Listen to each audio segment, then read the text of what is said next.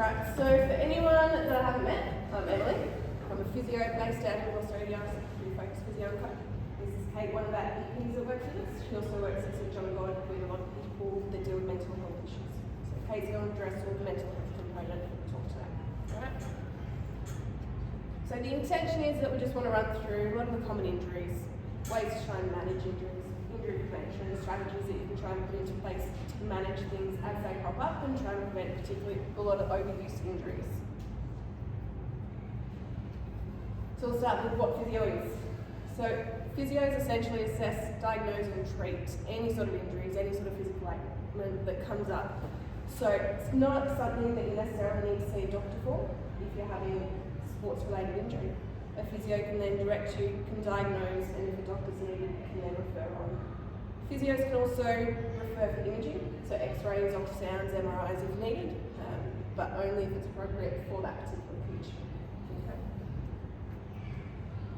So when to see a physio? It's a little bit different when it comes to athletes, particularly if they're training more than say 10 hours in a week in relation to gymnastics and tumbling. So a pretty good indication is if there's pain beyond 2 or 3 training sessions that's consistent to the same location, it's unrelenting, doesn't seem to change, and it doesn't settle with rest. Okay? So anything where it's the same area over that period of time. Because we'd rather try and manage things early on rather than let it progress to the point where it becomes a serious injury, puts you out of action as far as training comps for a longer period of time rather than addressing it as soon as it comes up. So any sort of limited range of motion or flexibility, so particularly during periods of growth, which is different in relation to boys and girls, just because of those different growth periods associated with puberty. Any changes in technique, particularly when it's your coach is noticing. Okay, so if you're off, if you're landing differently, if you're twisting, moving differently, one side compared to the other, it's a fairly good indication that something is changing and it needs to be addressed. So whether that's flexibility through calf, hamstring, quads, whatever it happens to be. And then the other thing is prevention of injury. So when you're noticing that something is a little different, and again it doesn't necessarily have to be pain, it could be tightness, stiffness that's different compared to normal, it's easy to try and address it early in the piece and not let it progress to something that does create an injury going forward. Because that way, again, you're not out of training for as long, doesn't change your ability to, doesn't change function, and we can then decrease pain and manage it as soon as possible. So when it comes to injuries for gymnastics and tumbling, a lot of overuse injuries, they make up about 40% of the total injuries. So that's all the things that just develop over time. There's not one specific cause, it's not where you're landing poorly and you break your leg or anything like that, it's just build up as everything progresses with the loading. So a lot of the most common things that we tend to see, particularly for tumbling, are in relation to ankles and knees. So ankle impingement, Sever's disease, which is pain through the back of the heel, knee injuries that are particularly related to growth. We'll go through these in a little bit more detail as well. And then some of the other ones that we've seen recently are toe injuries, elbow, wrist, and then trauma injuries. Now the other thing that's on here that I'm not going to go into a massive amount of detail about is bladder control. Okay? So that's a really big one, particularly for a lot of the girls once they hit about 12 or 13. So finding that there's a little bit of a pattern where once they hit a certain age, particularly in relation to puberty as well, that you're starting to lose a little bit of control as you're tumbling. Okay? It can be quite normal, but it can also be something that's easily addressed. So the best place to do that locally is Her Health Enrichment. They deal with all sorts of women's health conditions, all sorts of incontinence, and it's something that can be changed. So it's not something you've just got to try and persist through. Manage it, deal with it, and then everything's better. Okay?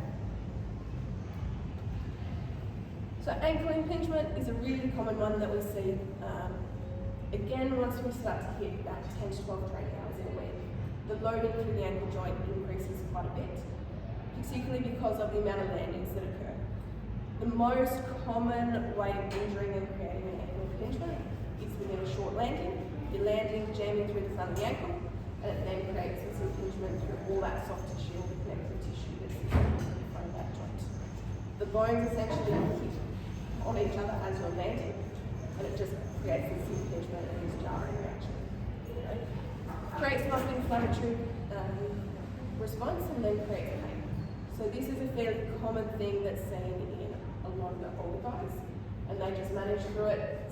Something that's then addressed with regard to taking positions, changing foot muscle strength. The more we can try and increase the capacity for these muscles through your feet, the less chance there is of developing through ankle. So this next one shows something called Sever's disease. This is quite a common thing, so slightly different age groups again for boys and girls. Boys it tends to be about 10 to 12, girls is about 8 to 10. So we've got, so down through this section with this growth plate here, whenever we have any changes in the capacity for growth, any increase in growth, and any changes in loading, so whether that's going from different floors, increasing pressure going to a rod floor compared to training on an air floor, anything where it increases that pressure can increase that shearing force through that growth plate. When that happens, again becomes inflamed, becomes painful, and then decreases the capacity that you have as far as physical activity. When that happens, it's then a case of trying to offload the pressure through that growth plate so it doesn't get to the point where it creates a fracture. So it can progress to something that is quite serious, but again, if it's addressed early enough, then just back into training as normal. Now, similar sort of thing with these next two conditions. So Sinding-Larsen-Johansson and Osgood-Schlatter's, very similar thing, but in the knee. So we have Osgood-Schlatter's, which typically occurs down through here. So it's called tibial tuberosity. It's where we have quads attaching with that patellar tendon onto the bone of the shin. So same thing that happens with Sever's disease, increasing pressure through that tendon creates that shearing force through the bone, creates an inflammatory response, and then creates pain.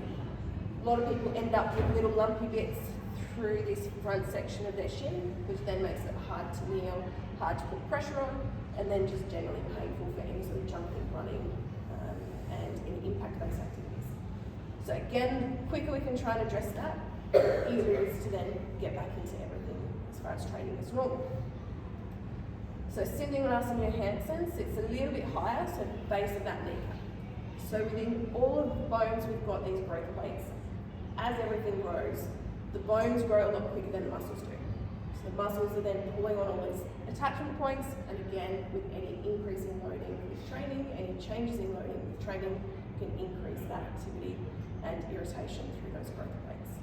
So until those growth plates close, which is typically around about 14, 15 for a lot of girls, and then slightly older, around about 16 for boys, it's just something to try and consider in relation to a lot of rest and recovery components when it comes to injury prevention. One of the other things that we see a fair bit of is stress fractures. So a couple of different locations that we see stress fractures in. So lower backs and then shins. When it comes to lower backs, so we've got normal looking spine up through here, so everything's sitting nice and straight. We've got the section of bone up here, which is called the pars interarticularis. That's a section that, when stress is loaded through it, can get to the point where it creates an irritation through the bone, so essentially a softening of it, which is what we're seeing on this second one. So we've got that slight irritation with that redness coming through here, and then it can progress to the point, again, if it's not addressed, of becoming a stress fracture. So it can occur through the spine of that bone, but it can also occur through the sides of it. So it doesn't necessarily have to separate. When it comes to this one, it can be a little bit unstable because at the moment, there's nothing holding this bone back in place in relation to the rest of the spine. Okay? So that can then just slide forward and back, which again can create pain, can create irritation, can compress the nerves extending down into the legs. And again, it's something that needs to be addressed relatively quickly. With stress fractures in relation to shins, this one typically comes up due to a lot of tension through calf muscles. Because of the amount of jumping and impact, again, that's happening through calves and through legs, there's a lot of pressure coming down from this calf muscle attaching onto the bone down through that tibia, so down through the front of the shin, And it can get to the point where it creates, on this left side, is a medial tibial stress syndrome, which is just that inflammatory response again. So we've got all that connective tissue attaching onto the bone, pulling on the bone, and then creating that irritation. If it progresses, it can then go to, again, a stress fracture, where we then develop that split through the bone itself. Okay? As that happens, again, it's a lot more time out of training. So if we can address it when it's this niggly sort of pain, means that everything's a lot easier to try and manage going forward.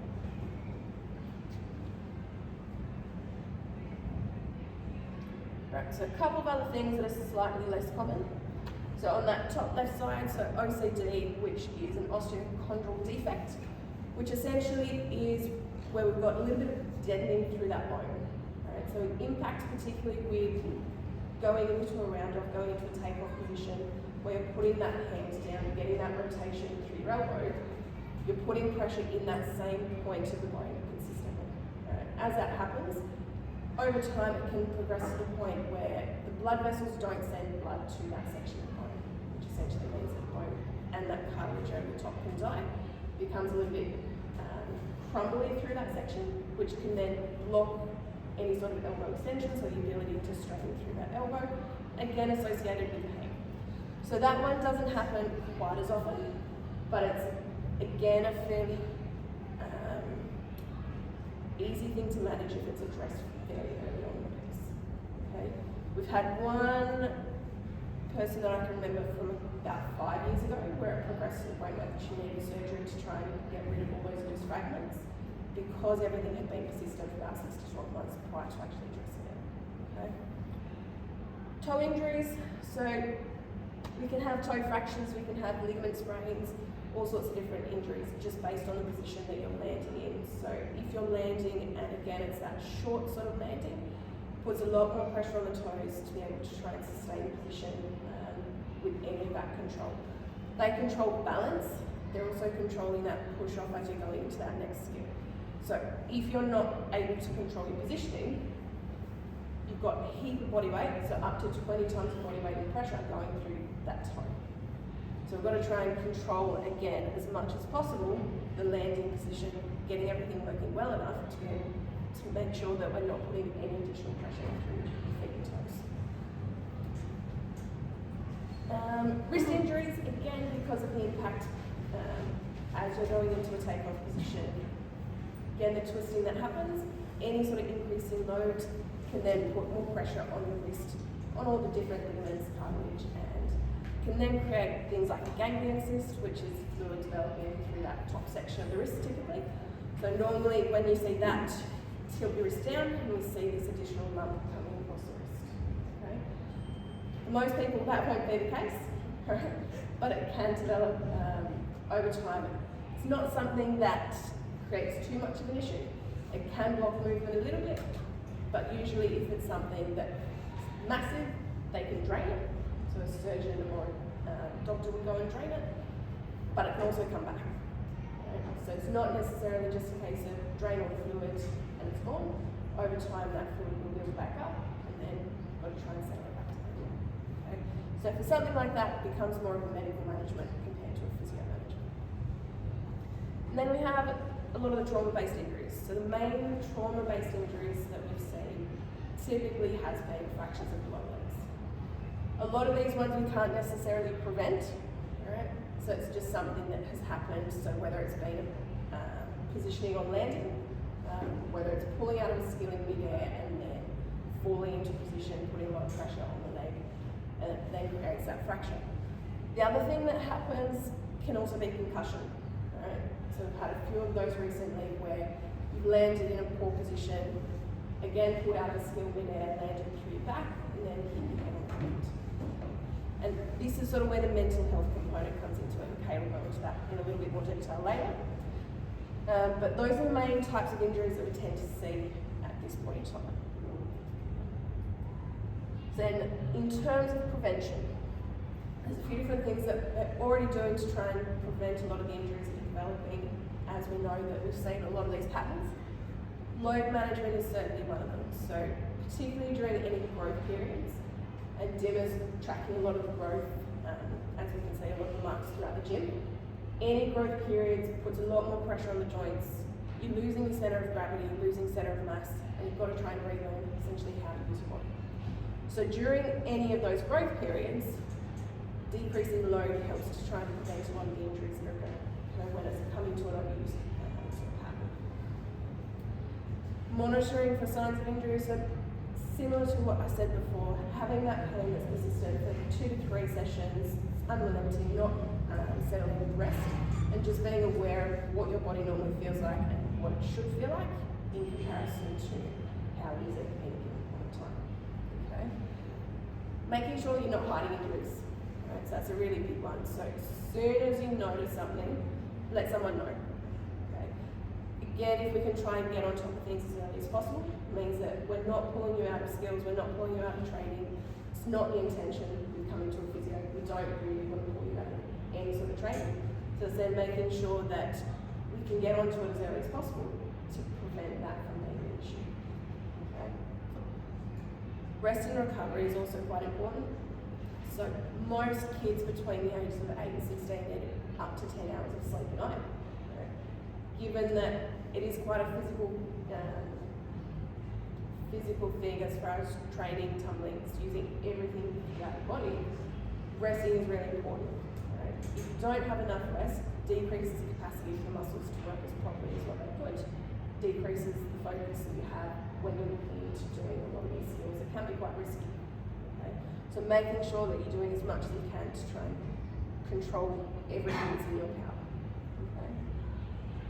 The warm-ups, again, that's something that is happening. Dimmer and Jack and all the coaches that they're going through, so making sure that you're actually putting focus on the warm-up, not just going through it half-hearted, because that's again the thing that helps to try and prevent injuries.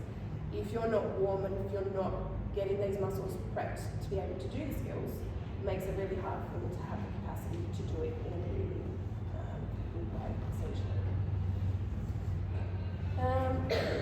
Nutrition is also another thing that can be quite useful. So, particularly in relation to stress fractures, in relation to growth-related disorders, if you're not eating enough in relation to how much activity you're doing, it puts a lot of pressure on the bones to try and create a lot of the different recovery and healing components that it needs to be able to make sure that we're not getting these sort of stress fractures and growth-related issues. Again, we're probably not the best place to go in relation to nutrition. There's a few nutritionists, dietitians in Homebush that would be willing to work with all of you guys if that was the case. So again, it's just making sure that we've got the appropriate people in place for each issue as needed. Okay. And then mental health. I'll pass over to Kate. Thank you. So yeah, my specialty, I'm an exercise physiologist, or EP. It's much easier to just say EP than the full name.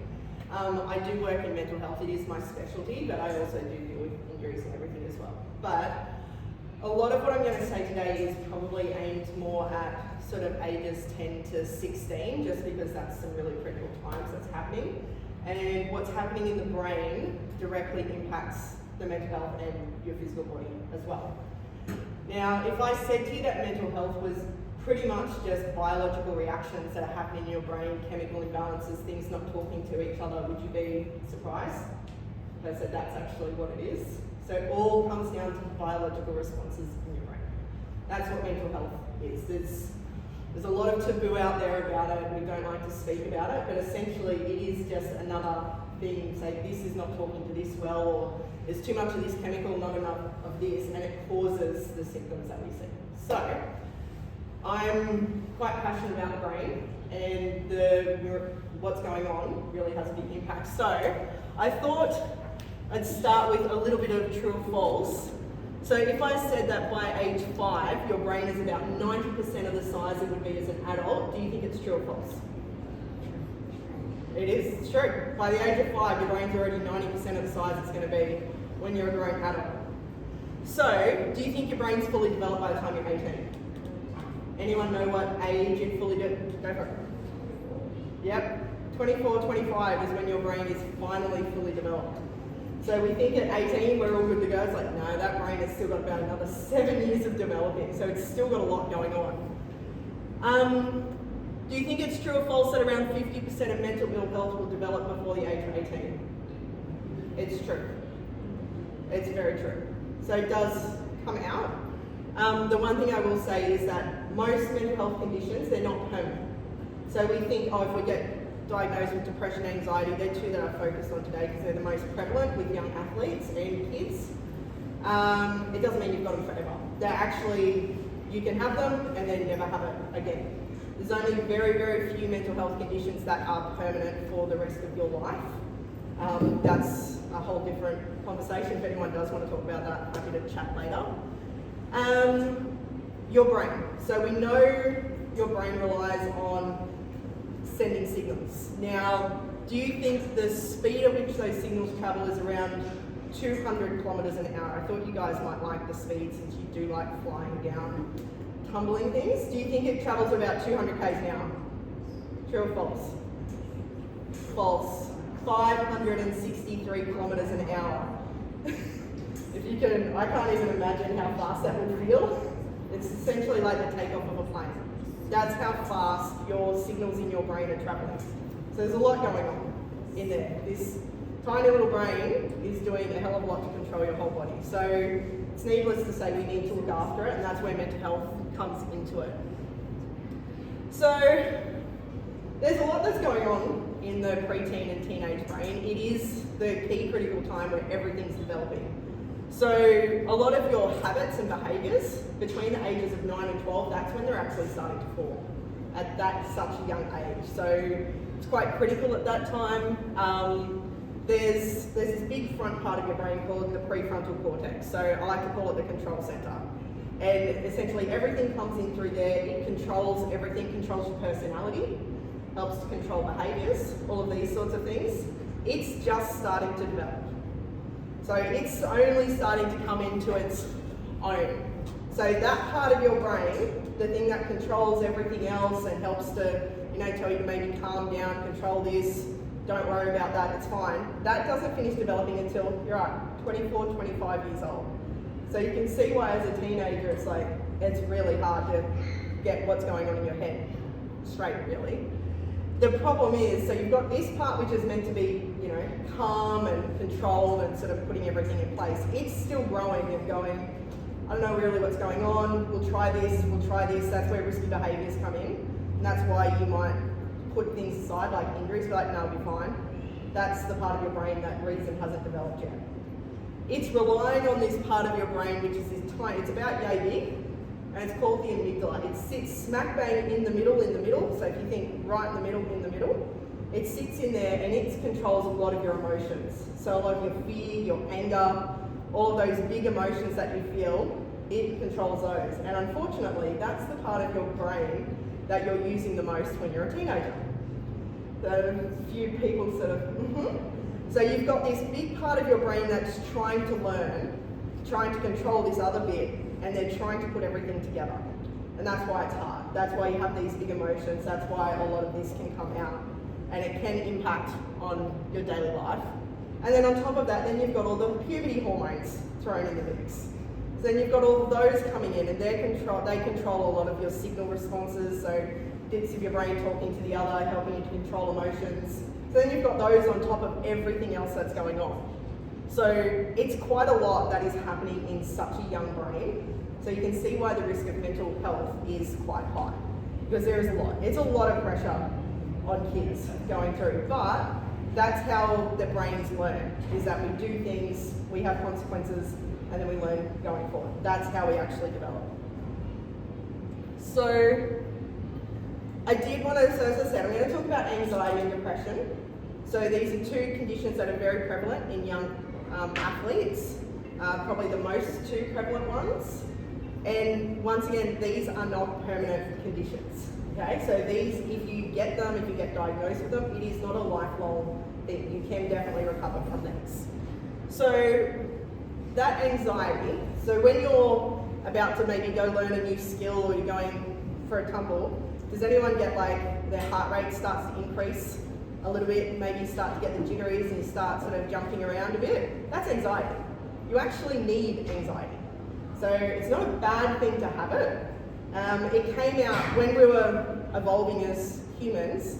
If you had something chasing you like a lion or a bear, if you didn't have any anxiety, you'd just sit there. Be like, okay, I'll get eaten now, that's fine. So we need anxiety to actually help drive us and motivate us. The problem is anxiety becomes overwhelming at times where we can't control anything. The jitters might become too much, we can't get a hold of our breath, and then that persists for a period of time. So if you find that you're getting to the point where you can't control it, like you can't come down from it, it's lasting for days and days at a time, the heart rate's up, you're starting to withdraw, the sleep's gone, the concentration's going, that's when you might want to start having a look at it. Now, there are a few tricks that you can actually use yourself to help reduce that anxiety. Has anyone ever used an ice pack on the back of the neck? Yeah, so that's hitting the specific nerve. There's a nerve that runs from your head all through your body that hits the nerve so that it decreases the anxiety response instantly. So it's a really, really good trick to use, so you can use that at any time, hold on the back of the neck. The other issue with anxiety is that the word's thrown around a lot. I've got anxiety, I've got anxiety. Everyone has it, everyone has it. If you didn't, you probably wouldn't be functioning on a day-to-day. So it's about also being mindful and thinking to yourself, is this something that's really impacting me? Am I starting to withdraw? Is it becoming hard to concentrate on my schoolwork because I'm constantly thinking about something? If it is, I've got a whole heap of resources where you can go and get help. Parents can, or kids directly can go and get help from these places. Does anyone have any questions about the anxiety side of things? I'll ask a question. Obviously, we know it's existence having all the time, and we know that after like 11, 12, it's eating more, especially girls, and boys a bit later. The thing is that medication, antibiotics, and stuff like that. So medication obviously comes into the doctor's side of things. It can be beneficial, but there's a lot of things that you can do that don't require. I'm obviously antibiotics effect on anxiety and increasing the amount of this happening. So when you take antibiotics, you lose the balance, you start to lose the important chemical to help you. And I guess the question, what do we do? What do we stop training when we have antibiotics that are very heavy and back off from the big skills? That would be very much dependent, like you'd have to talk to the doctor and see what's actually happening, but I would never recommend necessarily stopping training altogether, maybe just pulling it back. Yeah. If you've started to notice some things, because what you tend to find, so that's where you start to go into avoidance, which is another thing. So if you've got anxiety and something's happened and you're on things and you've started to maybe not be as good as what you were, if you stop it altogether and you just go, no, not doing it, that's avoidance, that's actually worse. So you still want to do something, but bring it down just a little bit, because you need to build confidence again. So it's about rebuilding that confidence with the anxiety about what's happening. So it's the same if you injure yourself, say in a skill, you may need to pull it back, be like, oh, something wasn't quite right there, we might need to pull it back a little bit just to get a technique right. But scrapping it all together straight away, it's one of the worst things that you can do because it damages your own confidence. So that's where we go into a term called avoidance, and we don't like that if you can, because that only makes anxiety worse. Yeah, so basically, if we stop, we make plenty of anxiety and then we create more. Yeah. So we want to build the confidence back up, even if it's going back to very bare basics. This is rebuilding that confidence. Yeah, it's back not up. just issue that people losing the skills when they have antibiotics and stuff like that. And, we know that already, like certain symptoms, like sore ears, especially the left side and stuff like that. And of course, like you want to take a medication, but you also have to be aware, and the parents also need to be aware that like sometimes the symptoms change, and probably not in the best way. Yeah. Especially what you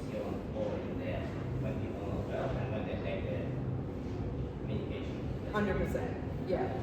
So medications, like antibiotics, they can mess with you quite a bit, but anti-anxiety medications can as well. They have their own symptoms that can come with it and side effects. If you are at the point where you're going on medication, if you find that you've got no feeling and you're just sort of like numb and there's no care, you need to go back and talk to the doctor, because anxiety medication shouldn't take you to that stage. So you should still feel a little bit anxious on anxiety medication, it just should take away the overwhelm. So that's essentially what was told to me by a psychiatrist where I work, and because people are like, I don't want to feel like this, and it's like, but we need to. So it's about getting comfortable with that sensation. So just something to be aware of. Any other questions about the anxiety side of things? No? Cool. Then you've got the other really common one, which is depression. So we think about this as a really heavy feeling of sadness, sort of not motivated to do anything, but people that have had depression, they'll describe it as more than a sadness. It's like it hits so deep within you that you can't find joy in things that you used to love. Like your favourite food could come in front of you and usually you might want to smash that down, you can't find joy in that. You're not happy to see your friends, you're not happy to see your family, there's just nothing. So it's where that sadness goes that little bit further. And we all do get, sad and maybe have some element of depression at times, but when it becomes an actual clinical depression is when it lasts for 2 weeks or more. So if that mood hasn't shifted in that 2 weeks and it's getting worse, that's when we need to start thinking about taking some next steps. So it can also numbness, that's the other thing that it can feel like. So you can feel like your whole world is just shutting down.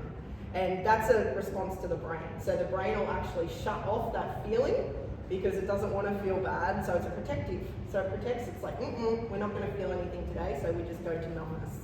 So that's the other thing. So it could be sadness, or you could feel absolutely nothing. And that's a really scary place to be. And the other thing, all those symptoms, so they're very similar to anxiety, like that loss of interest, your sleep. So Emily said you need at least 10 hours of sleep. Definitely. The problem is depression can actually take it where you could be sleeping all day. You can't even wake up enough to go to school, you're sleeping in school. So you need to watch out for those sorts of things as well. They have a really big impact. The change in appetite is one that's probably most common with teenagers. So usually we see teenagers eat quite a bit. The brain needs a lot of fuel with all that stuff. You're training, you need a lot of fuel. But what we see with depression is that usually the appetite drops. So you just won't be hungry. You'll know in your head, you'll be like, I should be eating. I've just, trained for 3 hours, I've gone to school all day, I'm exhausted, I should be hungry, but I'm just not. So it's when we lose appetite as well, can be a signal for depression as well. Obviously there's a lot that goes into it, but that's one of the key things that we do see in teenagers is with the appetite. In both of them, it's that withdrawing. So if you notice yourself withdrawing from your friends and family, if you notice a friend withdrawing, if you notice your children withdrawing, it's something to be aware of. So if they're starting to shut down and shut off that communication, that's their own way of coping with it, and that's where some conversations might need to be had. Does anyone have any questions about depression side of things? Cool. So there's a lot of ways that we can protect our mental health, and sleep is obviously up there again. So as Emily said, when you're asleep, your body is repairing, but it's also the time when your brain repairs. So we need that time for your brain to shut down so that it can do all of that work to clear out all the byproducts from the day. So there's chemical reactions that happen and there's waste that comes from it. It clears them out, rebuilding those new neural connections. And one of the other reasons sleep is so important, especially for you guys, is that when you learn new skills, sleep is the time when it's consolidated in your brain. So when you're in deep sleep, there's a bit of your brain that essentially files away everything that you've learned for the day. Same at school, skills that you've learned here, it's filing all of that away. If you do not get good sleep, your brain actually can't store that information that you've learned for the day. And it can be hard to get good sleep. Not everyone is a good sleeper, and it can be really challenging. Obviously, it's good for muscle recovery, but sleep is directly linked to mood. So if your sleep is poor, I mean, who's had a really bad night's sleep and woken up grumpy as anything? Yeah, pretty standard. If anyone says they haven't, let's be realistic, we've all done it. So that's a one-off. So if you think if your sleep continues to be bad over a period of time, that mood is just going to keep dropping and it's going to keep getting worse. And this is also the time where that anxiety and depression, so when you're asleep, we can actually help those sorts of feelings deplete. They can settle down, it allows your hormones to come back to the normal position, so it can help to reduce the risk of depression and anxiety as well. Talking to someone, I know that seems really confronting and hard, especially finding someone that you can trust, that you might want to feel that you want to open up to. There are a lot of resources. They've done so much for kids lately, kids and teenagers, it's phenomenal. There's resources that they can text, they can go online that are funded by the government, free counselling. Schools usually have a lot of those resources as well. I've put some on here. There's also some really good preventative programs specifically for anxiety. I have got that on here too. They're all free. So they've recognised the impact that these depression and anxiety have on especially teenagers, and there's a lot of programs out there. But talking to someone really helps. It's like you get to actually verbalise everything that's going on. It can help to put it all into place and go, that feels better. You unload onto someone who's completely objective. They don't know you besides you've come in or you're just talking to them. There's no judgment. It's just literally a conversation that you get to have. I know it seems a little bit off going, I might be talking to a psychologist or a counsellor. It's one of the best things that you can actually do because it helps to get it all off your chest. And you don't have to talk to anyone that you don't want to. Has anyone heard of mindfulness? Yeah? Anyone know what mindfulness is specifically, or I can guarantee you all do it every single day when you're training. So mindfulness is essentially turning your mind to be focused on what you're in the moment. So it's letting all the distractions go and just focusing in the moment. Now, I recommend mindfulness outside of training as well. So it could be anything. It could be playing music, colouring in, doing art, playing a game, going for a walk. It's about being in the moment and getting rid of those distractions from your mind. Now, the reason why is when your mind's distracted and you've got everything coming in, it's a lot. So instead of just sitting and being relaxed, you're thinking, I've got that due, I need to go do this, did I get that skill right, I should do this, I should do that. It's a lot. So if you can actually just settle the mind for about 20 minutes a day, it's shown to reduce the risk of anxiety and depression and to help manage those symptoms as well. So it can be anything. It can also, one of the things that I use with a lot of my patients at the hospital, doing exercise, like lifting weights, yoga, anything like that. It's about as mindful as you can get because you're focusing on what you're actually doing physically. So it can be anything. And the other thing is you need to have fun. This is what a lot of adults forget, and we lose it often as teenagers as well, the importance of playing. So we need to actually be able to have a laugh and be silly. It's the time when your brain gets to actually let emotions out in a safe way that you may not even realise that you've had there. It helps to build your social skills. It helps to build your self-confidence. So just doing silly things, playing silly games, and initially when you start you might have all the thoughts in the world like, I don't want to do this, I'm going to look stupid, who wants to do this? It's actually one of the best things you can do. The amount that I play with people at the hospital, and like there's a lot of guys that have been overseas, they've served in our military, they're police officers. I make them bring out their inner child, and it has a massive effect on their mental health. And they've shown this in teenagers too. So I really recommend having fun. You need to laugh at silly things and have fun yourself. So in terms of your resources, I've got a lot here. So Headspace is a really good one. It is for the older kids, but you can go in person, you can go online. There's a lot of resources with them. Kids Helpline, that's one of the best things. It's been around for a very long time now. It's ages 5 to 25.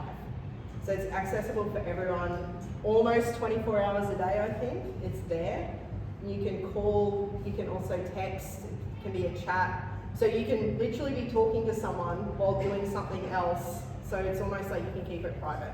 You don't have to actually tell anyone what you're doing, but you can have that person to talk to download and to go through things. You can go to a psychologist. So for the parents, you can go to your GP and get EPC. They keep changing the names of these, but you can get a plan where you can get up to 10 sessions with a psychologist so that you can actually, it's only a small gap payment that you'll pay. Some psychologists for children won't charge the gap at all. So that is something that can really help. And then this is the BRAVE program. So this was developed at the University of Queensland. It's been around for I think over a decade now, and it's a preventative program. So it's designed to help prevent anxiety in kids. And they've got 3 different programs. I think it's ages 3 to 7, and then 7 till 12, and then 12 to 16, I think it is, or 17. So it's aimed at different ages, depending on what's happening biologically in the brain, things that you'll be experiencing to do with school, everything else that's going on. So that's a really good program because it helps give you skills going forward. Any questions about any of that? No? That's pretty much it. Thanks, guys. If you have any questions you want to come and talk, please feel free to come up and ask anything.